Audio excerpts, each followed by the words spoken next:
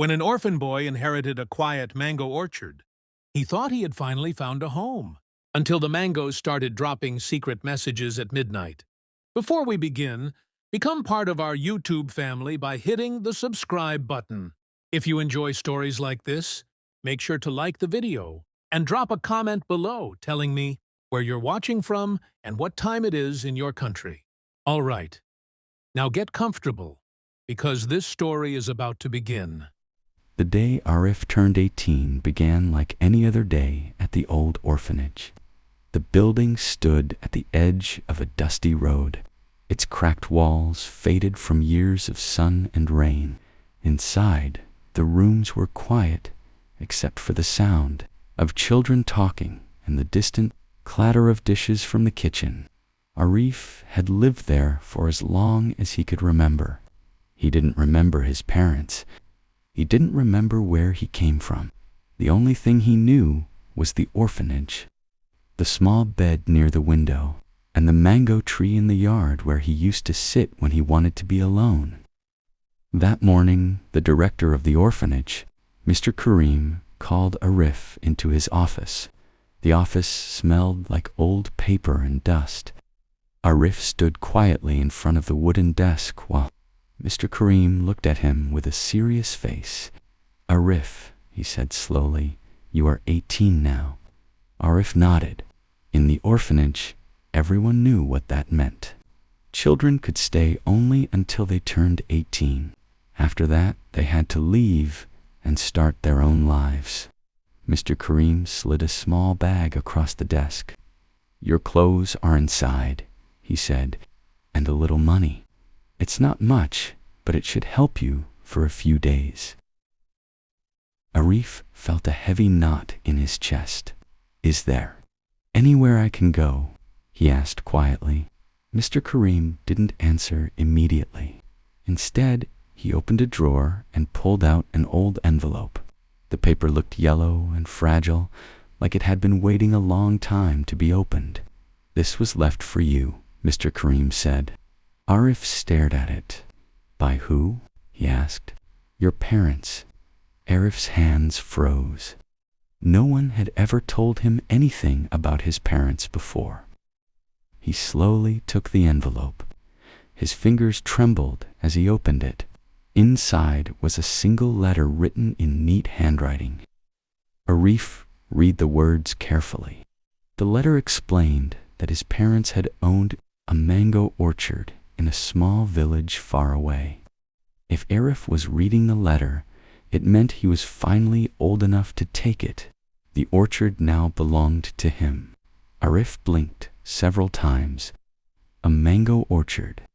He had never owned anything in his life. Now suddenly he owned an entire orchard. Mr. Karim handed him a folded map. "It shows the location," he said. "The village is 2 days away if you walk." Arif left the orphanage that afternoon. He didn't look back. The road stretched far across fields and dusty land. Sometimes he passed farmers with carts or children playing near wells. Most of the time, he walked alone.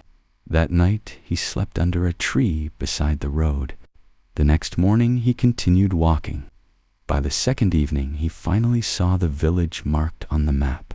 It was small and quiet. A few houses stood near a dirt road, and smoke rose from cooking fires. Chickens walked freely between the homes. Arif asked a shopkeeper about the orchard. "The mango orchard outside the village," he said. The shopkeeper suddenly became quiet. "You mean the old orchard?" he asked. Arif nodded. That one." Shopkeeper suddenly became quiet. "You mean the old orchard?" he asked. Arif nodded. "That one belongs to me now." The man looked surprised. Then he glanced toward the edge of the village and lowered his voice. "People don't go there," he said. "Why not?" Arif asked. The man hesitated. "Strange things happen there at night." Arif felt curious. "What kind of strange things?" The shopkeeper shrugged nervously. "Some people say the mangoes fall by themselves, even when there is no wind." Arif almost laughed. "That's not strange," he said. But the man shook his head. "They fall in the middle of the night," he whispered. "And sometimes they glow." Arif frowned. "Glow?" The man said nothing more. He simply pointed toward a dirt path leading away from the village. Arif followed it. After walking for nearly 20 minutes, he saw the orchard. Rows and rows of tall mango trees stretched across the land. Their green leaves moved softly in the evening breeze. The orchard was beautiful and completely silent. At the center stood a small wooden hut. The door creaked as Arif pushed it open. Inside there was an old bed, a table, and a chair. Dust covered everything, but the place still felt safe enough for the night. Arif cleaned a small space and placed his bag down. Outside, the sun slowly disappeared. Darkness spread across the orchard. The trees swayed gently in the wind. Arif lay on the bed, staring at the ceiling. His life had changed in just 2 days. From an orphan with nothing to the owner of an entire orchard. Just as he was about to fall asleep, he heard a sound outside. Plop. Arif sat up. Another sound followed. Plop. It sounded like fruit falling. Curious, Arif grabbed a small lantern and stepped outside. The night air was cool. The orchard looked different in the darkness. The trees seemed taller and the shadows deeper. A mango lay on the ground beneath one of the trees. Arif picked it up. Then he froze. The mango was warm and faintly glowing. His heart started beating faster. Mangoes didn't glow. He turned the fruit in his hands and noticed something unusual. A small round bump near the side of the mango. Carefully, Arif pressed it. The skin of the mango split open slightly. Inside, there was a tiny metal capsule. Arif stared at it in shock. "What is this?"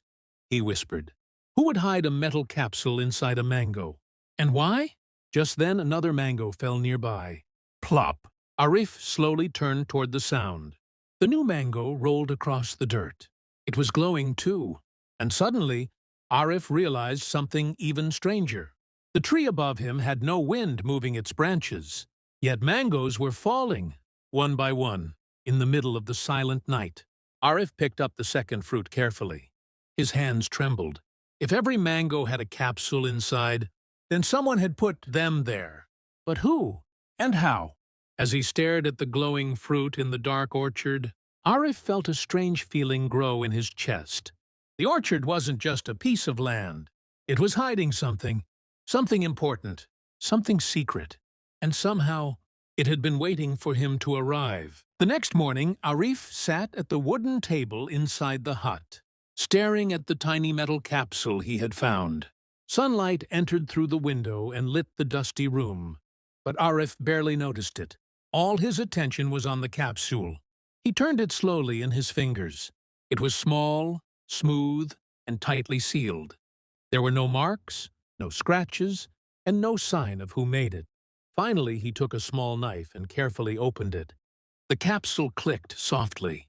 Inside was a rolled piece of paper. Arif pulled it out. The paper had only 4 numbers written on it. Sech, 14, 3, 21. That was all. No words, no explanation. Just numbers. Arif leaned back in his chair. "What does that mean?" he murmured. He walked outside and looked at the orchard. Hundreds of trees stood quietly in rows across the land. The numbers could mean anything, but something about them felt important. That night, Arif decided to stay awake. He placed the capsule and paper on the table and sat by the window watching the orchard. Hours passed. The moon rose high in the sky. The wind grew still. And then, plop, a mango fell again. Arif rushed outside. Another glowing mango lay on the ground. He opened it carefully. Inside was another capsule. His heart raced as he opened it. Another piece of paper. More numbers. 5, 18, 2. Arif frowned. Now there were 2 sets of numbers. He spent the rest of the night thinking about them. The next evening, more mangoes fell. More capsules. More numbers. Soon, Arif had many pieces of paper spread across the table. He stared at them for hours. Then suddenly something clicked in his mind. He grabbed the map his parents had left him. The orchard map showed rows of trees. Each tree had a small number written beside it. Arif's eyes widened. He ran outside and walked quickly between the trees. He counted them carefully. Tree number 7 stood near the center. He checked the paper again. Sete, 14, 3, 21. He walked to tree 14, then tree 3, finally tree 21. Under tree 21 he stopped. The ground looked slightly different. The dirt seemed softer. Arif grabbed a shovel from the hut. His hands shook as he began digging. The soil moved easily at first. Then, clang, the shovel hit metal. Arif's breath caught. He cleared the dirt away quickly. A metal box appeared beneath the ground. It was old but strong, with a thick lock on the front. Arif pulled it out and carried it into the hut. His heart pounded with excitement. After several minutes, he finally managed to break the lock. The lid slowly opened. Inside were dozens of notebooks. Arif picked one up. The pages were filled with writing. As he read the first few lines, his eyes grew wide. The notebooks belonged to his parents. Page after page described strange observations about the orchard, numbers, codes, maps. But the last notebook was different. Its final page had a message written directly to him. Arif's hands trembled as he read it. If you are reading this, Arif, it means the orchard chose you. He blinked in confusion. The orchard chose him? What did that mean? He kept reading. The next line made his heart beat faster. Everything you are about to discover was built to protect something important. Arif leaned back slowly. Protect what? Suddenly, plop, another mango fell outside. Arif turned toward the door. Night had fallen again. The orchard was dark and quiet. He walked outside slowly. The glowing mango lay beneath the tree. Arif picked it up. This time the capsule inside felt heavier. He opened it carefully. Instead of numbers, there was a short message written in neat handwriting. Arif read the words and felt a chill run down his spine. We know you found the orchard. Arif stood frozen in the dark orchard, staring at the message in his hand. The glowing mango lay at his feet. The paper felt heavier than it should. We know you found the orchard. The words echoed in his mind again and again. Who knew? And how? He slowly walked back into the hut and placed the message on the table, beside the notebooks. His parents' writings suddenly felt much more important. Arif opened the final notebook again and began reading carefully from the beginning. The truth slowly revealed itself. His parents had not been simple farmers. They were code experts. Years ago, they worked secretly for the government, helping to stop criminal groups that used hidden messages to communicate. But one group had become impossible to track. They sent their messages in ways no one could understand. So Arif's parents created something brilliant. They built a natural messaging system hidden inside the orchard. Tiny capsules could be hidden inside mango flowers before the fruit formed. As the mango grew, the capsule stayed safely hidden inside. Anyone who knew the system could leave secret messages without anyone else noticing. Even if someone picked the fruit, they would never suspect a capsule was hidden inside. The orchard became a secret communication network. Arif slowly looked around the hut. His parents had built all of this. But why leave it for him? He turned the final page. There was one more message. Arif, if the mangoes begin glowing again, it means someone else has discovered the system. Arif's chest tightened. The glowing mangoes had already begun falling, which meant someone else was using the orchard. Just then, plop, another mango fell outside. Arif hurried out and picked it up.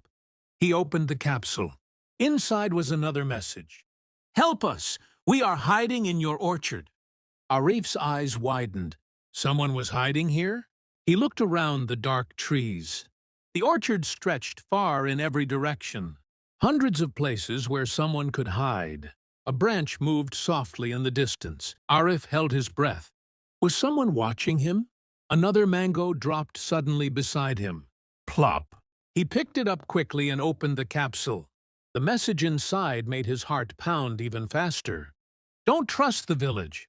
Arif slowly looked toward the distant lights of the village. Everything had felt peaceful there earlier. But now he wasn't so sure. If strangers were hiding in the orchard, and someone else knew he had arrived, then something dangerous was already happening around him. The wind moved through the trees again. The leaves whispered softly in the darkness. Arif realized something important. This orchard wasn't just his inheritance, it was a secret battlefield, and somehow he had just stepped into the middle of it.